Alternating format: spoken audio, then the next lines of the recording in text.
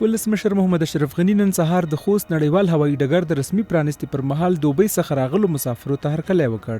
بیلابیل ولایتونو کې د جګړو، طالب وسلوالو د بریدونو او عامه تاسیساتو د ورانولو د راپورونو ترڅنګ د افغان حکومت لوري د آبادۍ او پرمختګ کارونه هم په تیزۍ سره روان دي چې یوه بیلګه یې د شاوخوا 1 میلیارډ افغانیو په ارزښت خوست کې د هیواد په کچه د 5م لوی هوایي ډګر پرانسته ده.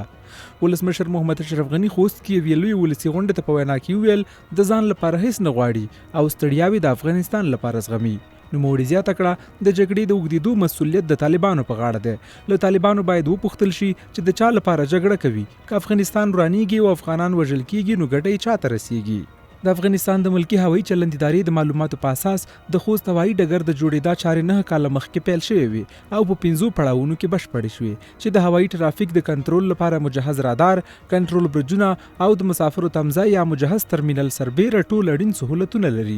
د راپورونو پر بنسټ د خوست هوایي ډګر د پرانستې پر مهال نن سهار وسلوالو طالبانو د لغمان د علیشنګ ولسوالۍ ودانۍ ته اور ورته کړی.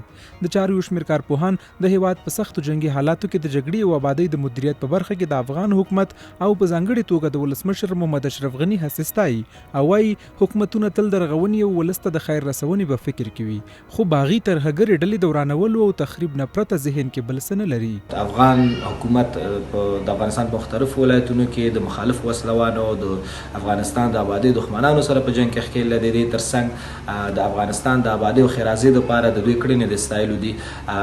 دوی ښه بیلګې د خوست هوایي ډګر پرانسته او د دې ترڅنګ نورې انکشافي او باسازي پروژې دي چې د افغانستان په مختلفو ولایتونو کې دي ترسره کوي او په لنډو ورځو کې د سروبي برېښنا دویم بند جوړېدو چارې به پیلېږي چې دا د افغانستان د خلکو غوښتنه ده. مشر غني لخوا نه د بنیادي پروژو افتتاح نړیوالو ته د سیمې هیوادونو ته او ګاونډیو هیوادونو ته دا ښیي چې افغانستان نه چپه کېدونکی هیواد ده او نه ماتېدونکی هیواد ده، بلکې افغانستان به پای او خپل ملت ته به د خدماتو د عرضې لپاره خپل ژمنتیا ثابتوي.